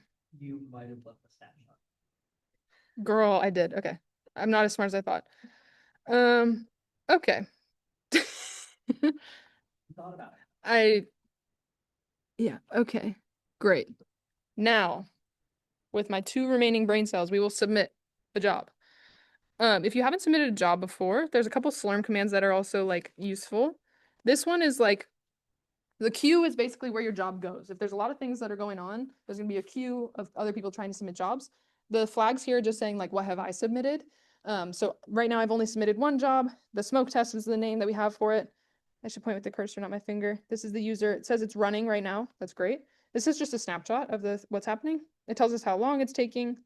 And it also says like what node list or what, hardware we have access to. So anytime you go to submit a job in a Slurm-based environment, you can always get access to like your own kind of things you're running this way. It also tells you the job ID. That's important. You can see I had some other job IDs up here. This is what these are. These are outputs from different Slurm jobs. Again, if you thought about it more than I had, you probably would delete some of these. But this is like you can actually get access to the output of the job. So we can go ahead and do cat, which just allows us to like see what the file has. And then let's find the right one. We have 9907848. The other one is going to give us an error because I didn't delete anything. Okay. Great. So what are we seeing here? Are people comfortable with doing cat on files? Is this something we've seen? It's nice because we're in like a terminal-based environment. We can just see what the file has without, making any edits or opening it in like VS Code or something. So we've opened the file. That is the output of what has happened in the job that we just ran. It tells us that we've loaded some Conda environments. It tells us what GPU we have. This is what we were asking for in that Slurm script. So we're using an H200. That's great. We can see what PyTorch version we have, and it's a CUDA version 12.4. We're also later going to use Nsight systems, so we're going to see that version as well. This is all to say that this looks good. We ran a smoke test. We tried something on PyTorch. We're ready to go. So if you've done this, your setup is correct. I'm going to do this now just in case I make the same mistake later. Okay. Now, this is where we actually see the rubber meet the road. The way that the library is set up is that you can submit jobs that will scale for you across 1 up to 8 GPUs. So if you're interested in taking this and running something on your own after, you can try any number of these. I'm going to just show you really quick what that actually looks like. In the DDP series, if we go to the Slurm side, we're going to look at submit DDP. So this is the script we're actually using to submit. It shows you that you can run different sizes here as well. So we're going to start with like a single GPU, but we're going to scale up to 8. And then it shows you which, this is a wrapper that we have basically for the actual shell script that we're using. This is maybe overkill, but it allows you to scale easily to have different GPU numbers. So let's go look at this DDP nsys, and then we'll run it in a second. This is where we actually are running the code this is where we're launching the code we actually want to run. So first thing that we're doing is we're loading our environment. These are pre-configured modules that are already on Telecom that you can get access to. So things like you don't want to have to install your own CUDA version every time. You want to just load the one that is already working. We need to load Conda because that allows us to load the environment that we passed in. So all that we're doing here is setup. We're getting PyTorch to be available for us. We're getting CUDA, which allows us to run stuff on the GPU. And then we're also providing a folder where we want to put our profiles as the output. So at the output of this training, we're going to have a profile to look at. We're doing that here. And then we're going to get also a sanity check. This is just the same thing we saw in our smoke test. And then here's the actual code, here's the actual script that you would want to run.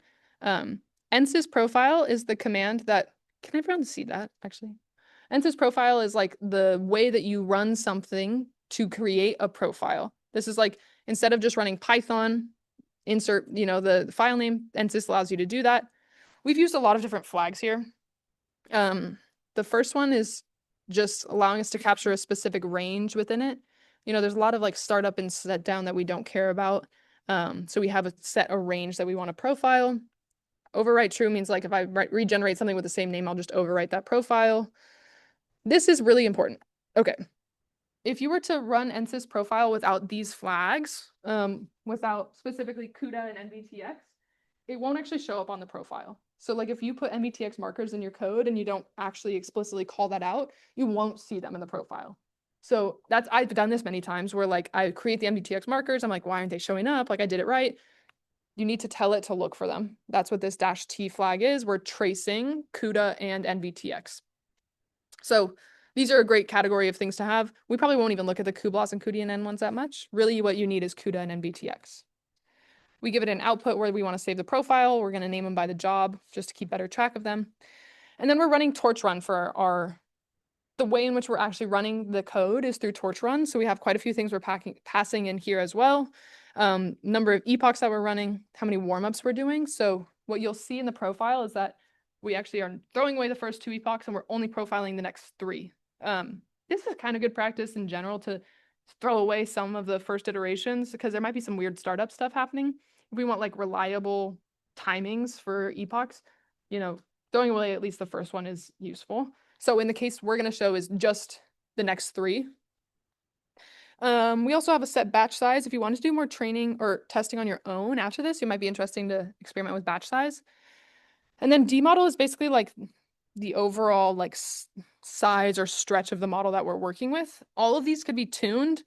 Really what this is, the example we have here today is a 150 million parameter model that fits on a single GPU so that we can run the tests on a single GPU up to 8. There's no like magic in why we picked that size other than the fact that it makes a nice example for us to run on a single GPU. We're not needing model parallelism, but we can see still performance benefits and we can all profile them very quickly. So this maybe goes back to your question. We are not going to do this optional part today. We're going to show what it looks like to do the mini batching because it's the most performant. If you get rid of that option and run this section instead, we wait to do all that accumulation till the very end, and you can see that is not much slower, but it takes longer.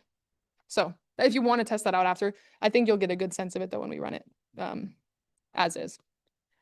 Okay, I'm going to go ahead and start launching some jobs.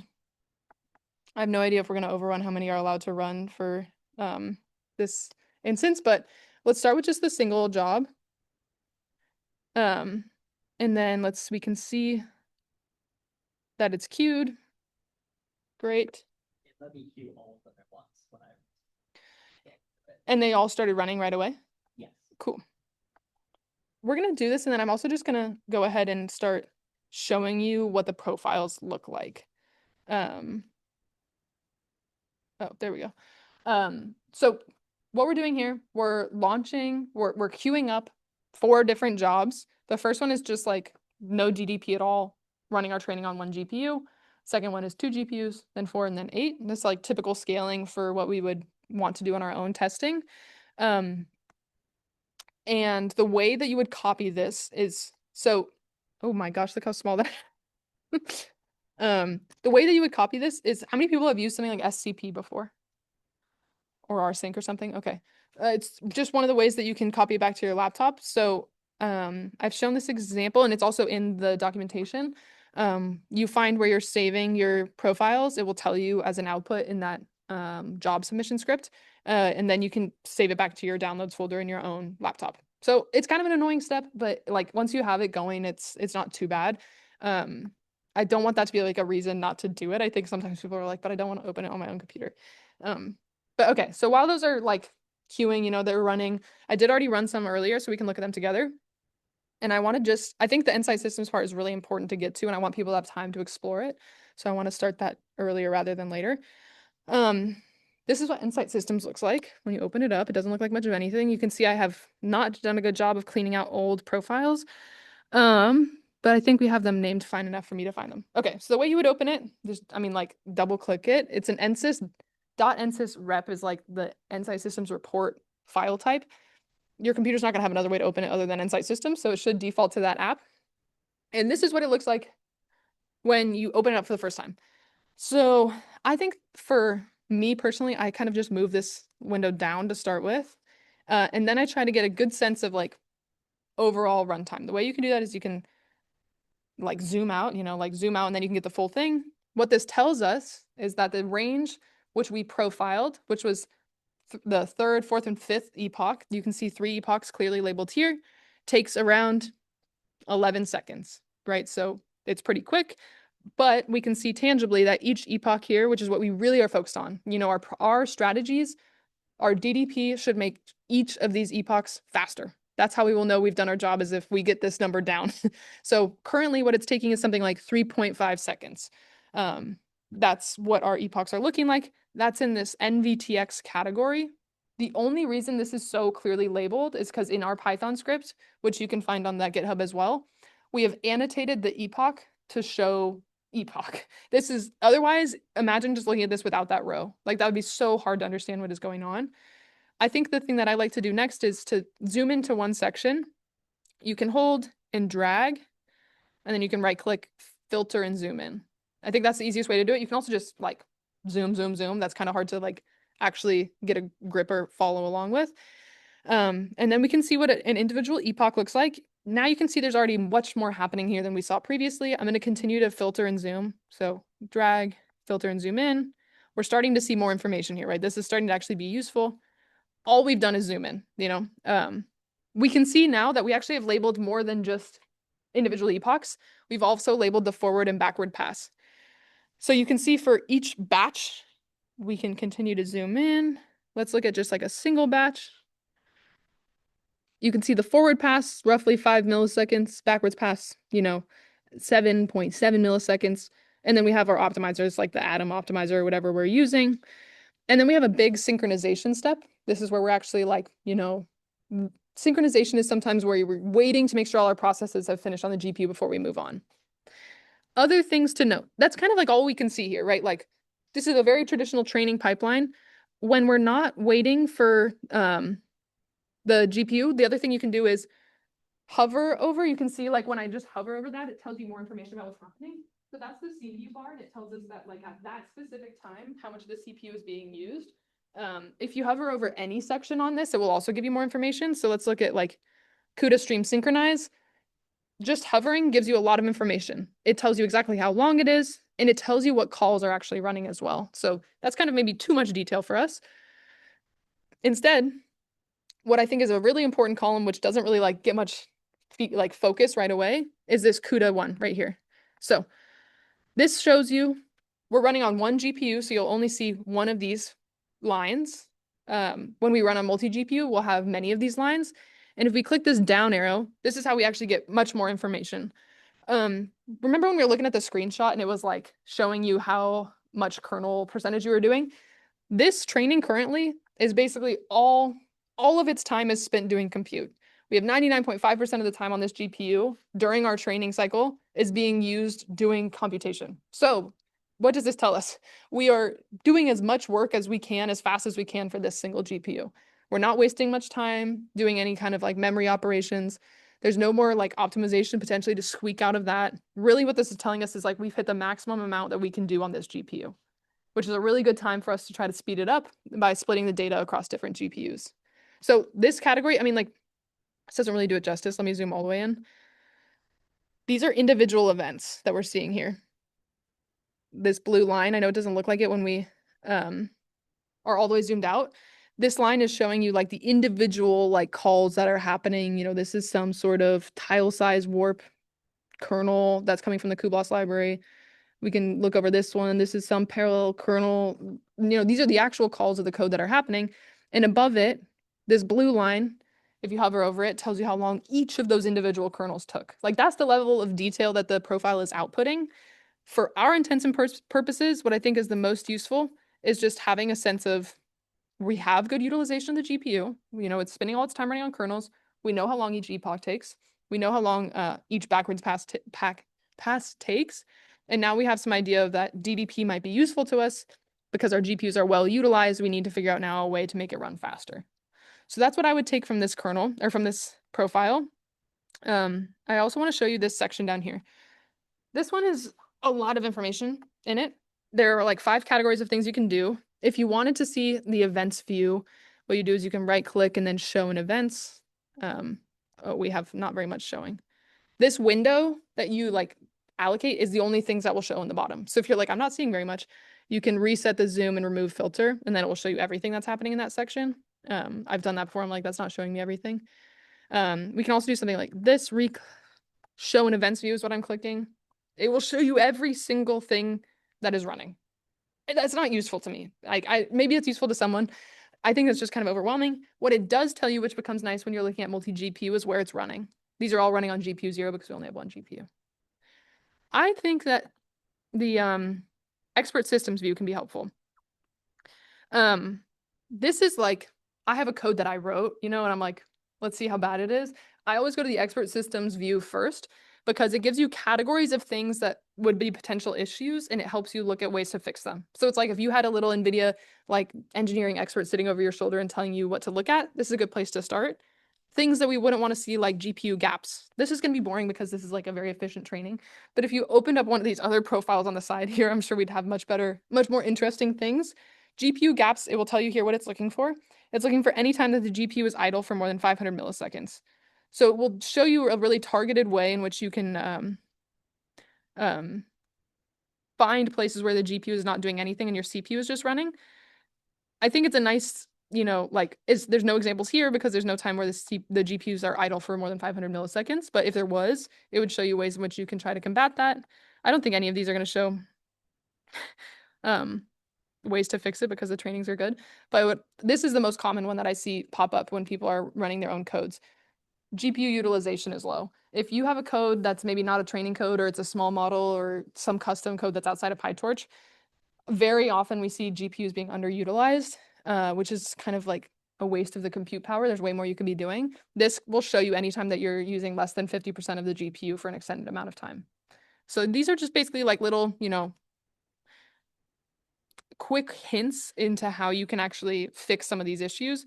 Another one is like memory, where how it's allocated and if it's being pinned or if it's pageable. Those are another ways you can get access to that. If I were coming to look at this, the first thing I would do is look for my NVTX markers, see how it's looking. I would look for big white gaps. This has like no white gaps at all. In between epochs, we have like very small amount of times that's nothing is happening. And then I would come to this expert systems view and I would look for any suggestions it had on my code. Is this making it less daunting than it was before?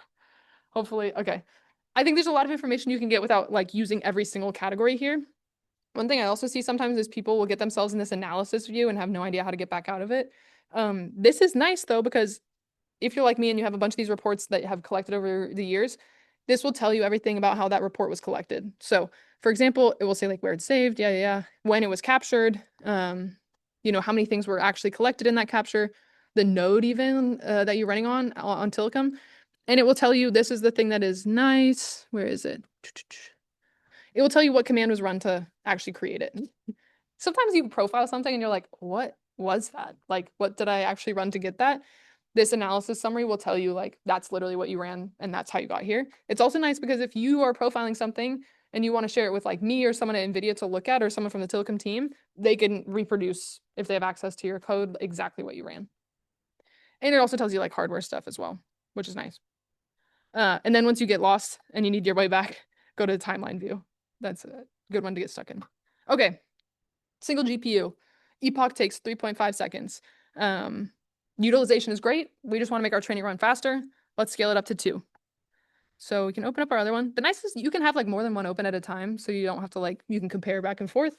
I want to make one note. We've done a very curated job of like making these profiles as short as possible. If you were to try to profile 100 epochs of your training plus the startup and shutdown time, it would be huge and it would take forever. Like definitely be cognizant of you only need a couple of these epochs to get the full picture. In the example we have online, it shows you like where you're starting and stopping. That's just like the range you want to profile. I almost exclusively profile with a range. Anything you're profiling the full thing of is like really overwhelming to look at and is huge. These files can get massive. Sometimes people will send me ones that like my computer won't open. So just keep that in mind. You don't want to be generating those huge ones. Yeah. Is there any way to create the file? I don't know of one, to be honest. Like crop and delete or something. Yeah. I don't think so. These NSYS like report files are wacky. Maybe there is, but I don't know of one. It's much easier to just do it from the start, mainly because also it'll slow down how long it takes to run something like a lot. The overhead of the profiler is not 0, especially on a multi-GPU system. Have you created a very large one that you want to cut down? No. Okay, just thinking ahead. Okay. That's not a mistake. I mean, it happens. And then you'll try to open it and like my Mac will just like quit. Okay. We opened our profile. We're running it on 2 GPUs. What is the first thing we notice? Our epoch time. It's not easy to tell because like it looks very structurally similar.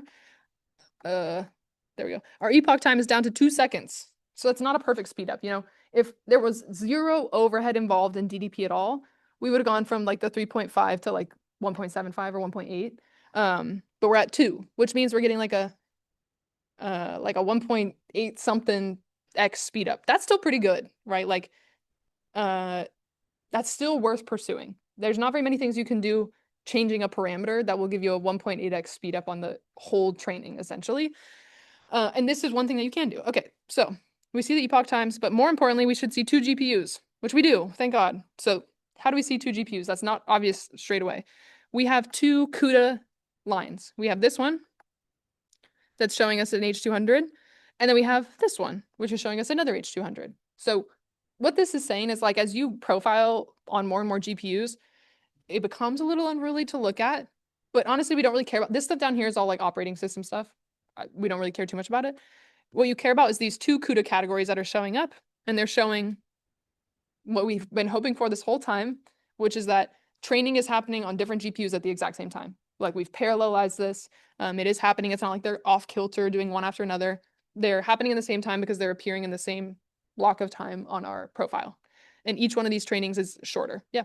So I only say this because I noticed it on mine. What about situations where a GPU might be faster than the other? And mine aren't exactly the same? That's a good question. And that's where the synchronous, like CUDA synchronize comes into play in a bigger way. In general, the same thing happens at a very small scale. Like when we're running on a single GPU and you have like thousands of threads working on something, they're not all the exact same. And also like the thing you're giving them is not the exact same. And so you often have to do an intentional synchronization step, like a sort of like wait, make sure everyone is done before I move on. And a bigger scale of that happens here where we have to like double check, like make sure everyone's in before we report out an answer. You'll see if you're writing like super custom CUDA code and you don't synchronize, you'll get like different answers back potentially every time because you might just be reporting out like whatever is available as opposed to waiting. just a Yeah, it doesn't really happen in like modern frameworks because they do all this synchronization for you. But you could still run into it. So good question. Okay. So we could stop here and be like happy, but let's take a look at one epoch. I mean, why could we stop here and be happy? Because we have seen by changing and using DDP, we get faster epoch training, you know, and we are using the GPUs. To my knowledge, if we click down on the CUDA side, it looks good still, you know, we're spending most of our time. Oh, okay, this is good. This is good. This is where we're introducing 2 streams here. Streams is a term specific to the GPU. Most of the things you're going to do when you're writing your own code will be on the default stream. If it's going to use other streams, this is like other like modes, other threads sort of within the GPU that are able to do work. The default stream is where all of your work will go to from the CPU unless you explicitly say otherwise. In our last example, you didn't even see this because it was just a default stream. You know, on one GPU, we were just using default stream. The reason that we have more than one stream now is because we're doing some communication. So you can see here we have a new category. We have nickel. And that's because I'm going to close that one. That one's bad. That's because we're doing communication at every batch between the GPUs. This is exactly what we were talking about with the micro batching. While we're doing compute, the nickel library is using another stream to send that information to be shared across the GPUs. This is all happening without us doing anything. This is PyTorch doing it for us. We get another stream because that stream is now going to communicate the batch information, the updated losses to the other GPUs while we're computing other stuff. Let's zoom all the way in. I always underestimate like how much you have to zoom in, you know. Filter and zoom, filter and zoom. Okay. Let's see if we can find an example. Has everyone got this to run on their own? I know you have. Has anyone else gotten this job submitted? Do you have issues or anything we want to? Okay, okay. Let's see. I lost my way for a second. Oh, there we go. Filter and zoom, filter and zoom. It kind of feels like in one of those old crime shows where they like enhance, you know? But like this one, you actually do get more information the more you enhance. So that's what it feels like to me. Filter and zoom in. Okay. More, Zoe. how I feel whenever I like zoom in on a waveform like speech data. It's like there's more. Oh my gosh, and then you make a mistake. What was that? What did I just do? Oh. I just scrolled down. So dramatic. Okay. let's go back, remove filter. Reset zoom. Okay, let's just do this the right way. Okay, so when we zoom in, we should see the same things, like literally the process should look basically the exact same as the single GPU, right? We have our forward pass, we have our backward pass, we have a synchronization step. All of this is happening for each batch. Now, if we go all the way in, all the way in,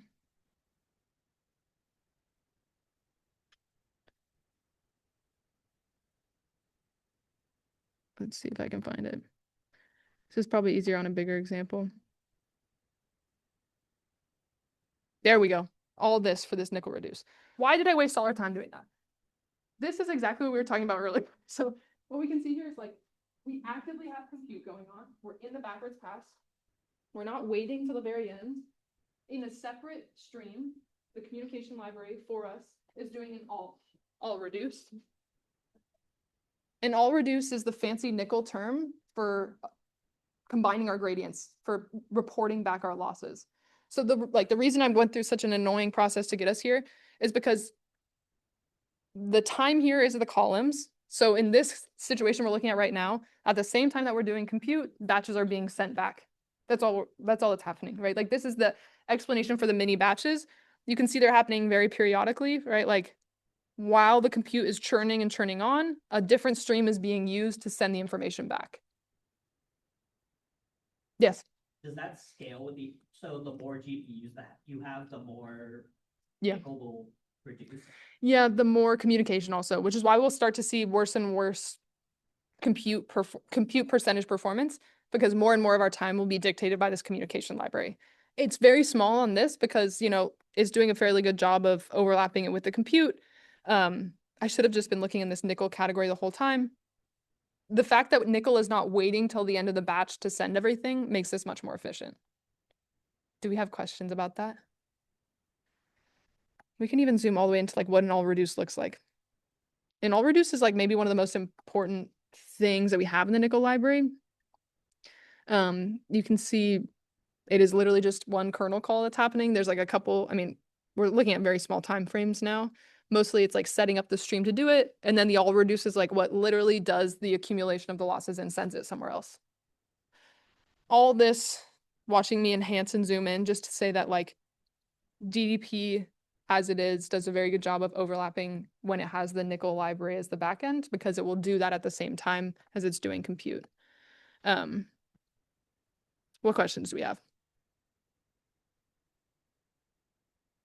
We can look at the next one. You know, like this is already pretty promising. We went down from a total of like 10 seconds, right, to 6 seconds for these 3 batches. What you'll notice is like there's a little bit longer time between the two, mainly because we're doing like more synchronization, but it's still not a huge amount of our time.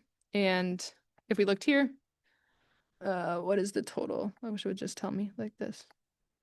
Oh, all streams, that's, we're still like overall doing great as far as spending our time on compute.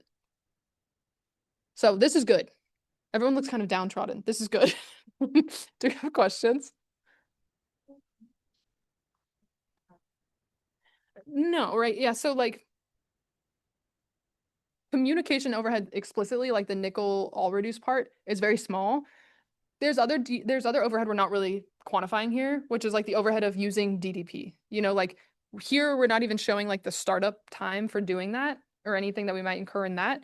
There's obviously some amount of additional overhead per epoch that's slowing it down to not be a perfect 2x speed up. That's kind of like integrated and like in DDP itself, things that we're like not going to fix by our own, you know, computing power. But yes, in general, like the communication and the overhead of the library is what's causing a not perfect 2x speed up. And then there's some amount of like, you know, in between epochs, there's also overhead. Okay, let's see. We have 12 minutes. Do we want to jump just to 8 GPUs? Let's do it. Let's be crazy. Let's go right to the 8 GPUs. Okay, a full node. Taking a while. Oh, why is it like that? Okay, there we go. The grand reveal, we're all the way down to 2 seconds total. That's a big, like if we think about scaling that, you know, if we were using a bigger model or something, or Like this is a very straightforward toy model. Like the input is toy, you know, everything is like made to work well in this. If we thought about a more complex model where the training was more involved, where we didn't start with 10 seconds, this is already a huge performance benefit, like definitely worth taking a look at. Our epoch's down to milliseconds. I'm not good enough at math as a math major to tell you what the performance lost is overall here. It is obviously not a perfect 8x speedup, but it is still a huge speedup per epoch with, I can't emphasize enough, very little code change. You know, it's not like we're wasting like weeks of our time to not get a perfect 8x speedup. We're testing things out in the next 3 days and seeing a big performance benefit. So basically what happens though is like if we zoom in to these the same as we had previously, okay, actually let's take a step back. We will see 8 GPUs. This is where these files become like a little bit unruly because they just get big, right? Like there's the amount of events that we're tracking here is pretty crazy. So you have 1, 2, 3. They're all here. Gang's all here. Oh wait. Gang is not all here. It's only showing 4 question mark. Let's see what we ran. Interesting. I don't see all 8 GPUs, but they are listed here. It might be trimming them off for us. Is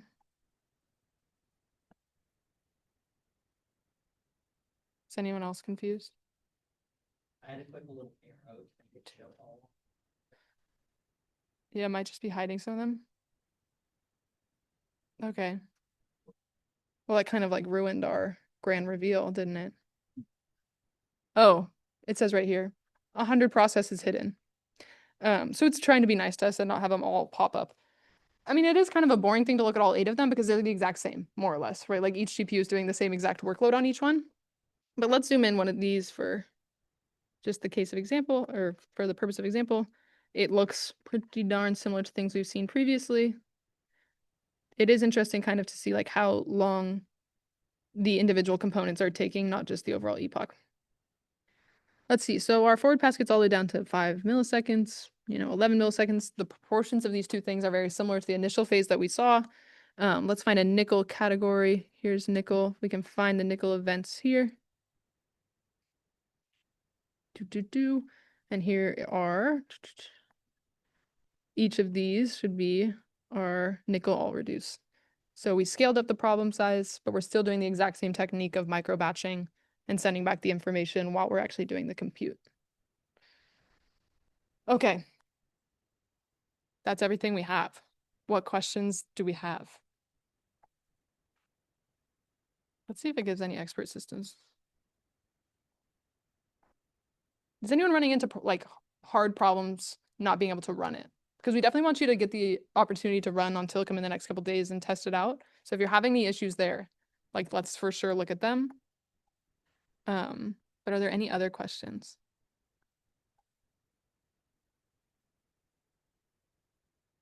You guys really excited to profile your code later? Yeah. Earlier from the first example, Mhm. it's still with just the single G, still having code streams. Yeah. Yeah, it's a good question. That call actually is a synchronization between threads on a single GPU. So like we kind of skipped, like GPU 101 because we're taking that to like the next step by doing parallelization between different GPUs. But like in and of itself, the GPU is built to do like thousands of tasks at the same time. So those synchronization steps are like waiting for each thread inside of a single GPU to report back. So even if you were to go out and write like like a machine learning code that uses like a Python library that's GPU accelerated on a single GPU, there's tons of synchronization steps because there are threads that are all working in parallel with each other. The threads are in the same stream. Yes. Yeah. So streams are like kind of a confusing topic. But streams are composed of threads, yes, yeah, that are working in parallel. So there are a certain number of threads that we're allocating into a stream that's non-default to do the nickel communication.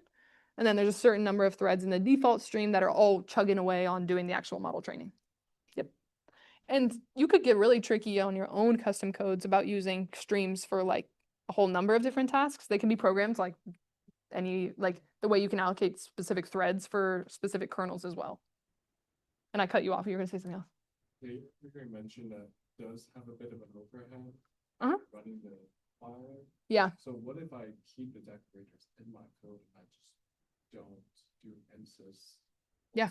Is there any impact to it? It's a great question. So no, because when you go back to just running the Python section, it won't do anything about those. There also is, I'm trying to remember what it's called. There's like a terminal output that you can do if you don't want the full command line sessions. There's, instead of needing the whole GUI, if you have something that's like a couple kernel calls and you just want to know basic profiling information, there is a setting for Nsight systems that allows you to just profiling from the CLI. There we go. Oh my gosh, did you see how much that just scrolled? That was terrifying. Profiling from the CLI is what I wanted. No, it's not. I will find it and I can report back. There is a version of this that you keep the MBTX markers, and instead of creating this massive profiler, it just outputs like an ASCII version that's like, you spent this long doing memory transfers. You spent this long doing kernel work. And I think that's a great place to start to get basic information before you jump into a profile. But to answer your initial question, you can keep the markers in there and it won't do anything if you just run the Python file. Yeah. Stats. This is it. There we go. I knew I could find it. If you do NSYS with stats instead of profile, like we did earlier, this is what you get in your terminal. It looks kind of like a lot, but it is nice. It tells you each kernel call that's happening and how long you spent on that. So in this case, we're basically spending all our time doing a mem copy. We might want to look into why that's happening. And then it will also tell you like how much, there we go. Yeah, how much time you're spent doing the copies, whether it's from host to device or device to host, and what the kernels are that are spending the most time. So this is like some sorting algorithm is what they're spending their time on. So that's a quick way to like nothing unnecessary generated, just see the output. And you can also use your NDTX ranges with that. We should probably should have included that, but it means you don't have to copy something back to your laptop, which is nice. Okay, any other questions? Yeah. This might seem like a silly question, but this is all data agnostic. So it shouldn't matter what kind of data that we're trying to parallelize, whether it's like speech data, words, images. Because I'm just wondering, Yeah. like, where context matters. That's a good question. Anything that runs in the PyTorch framework should be good to do the distributed work on. Yeah. Yeah. Good question. Yeah.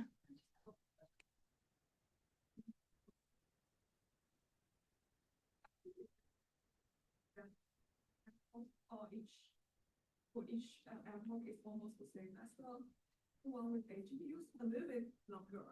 So I'm just wondering if there's something like the specific saving, then Yeah.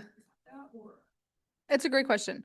I think to your point, if I had seen these profiles and I was trying to decide on a larger training run or like a longer run or something with more data, what this would tell me is that it's probably not worth it to use 8 GPUs, right? Like for the size of model that we're working with to go from, you know, what is this, 629 milliseconds to like 1 second and double the amount of compute, like not worth it. Yeah. I think that this is a great kind of like miniature study to do on what is the right number of GPUs to use. What I think this is telling us, which kind of fits in our alignment with that category of like what one we should consider, is that DDP is probably better for like our small to medium models, which probably don't require a full node. But yeah, that's a great point. We probably shouldn't have skipped the 4 GPU because I think that's a good sweet spot, 2 to 4 for this one, because you're still seeing good performance for how many GPUs you're using and the overhead is not dominating the workload. If you looked at like a much more computationally intensive or challenging, or it's just like a 12-layer model, like if you looked at something like with more complexity, you might see, you know, it might be more worthwhile. But that's a great point. Like at this, for this specific use case, this kind of targeted example, the overhead does seem to dominate at the 8 GPU scale. in that, then we may need to do such kind of test to determine the proper amount of GPUs. Yeah, I actually think that's a great strategy in general. If you're trying to scale up, like going from 1 to 8 is probably not going to tell you that much because obviously it's going to, well, hopefully it's going to be faster, but it won't give you a good sense of like the overall benefit. So I think it's like a miniature study of at least going from like the 1, 2, 4, 8, if you're gonna do, or at least like 1, 4, 8 probably. I think is definitely worth it for any of your own scaling to get a good, exactly what you're saying, like to get a good sense of, is it worth it to go up to this? Because I mean, at the end of the day, the GPUs that you're getting access to are free for 3 days. They're not always free, so you want to make sure you're using the resources to the best of your ability.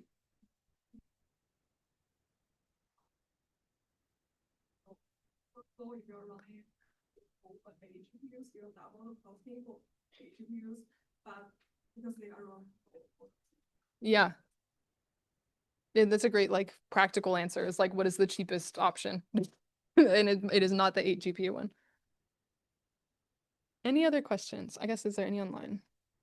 No. Okay. Great. Well, thank you guys so much for sticking around. And if you have questions on setting this up, I can stick around a little bit also to answer them. I'll share the slides and then you have the GitHub with all the other information also. Yep, and I'm gonna send a thank you message Oh. to all of you, an email. Oh yeah. I did put it in. Yeah. 1 second. We have a feedback form, which you can scan with your phone right now, and then also I'll include that in the email as well. And then, just for your future reference, you found us this time, which is great, but if you are interested in more, research computing trainings, then we always cross-post to the UW Seattle campus calendar. So that's just a great one to bookmark and look through, regularly to find out if there are any trainings that are of interest to you.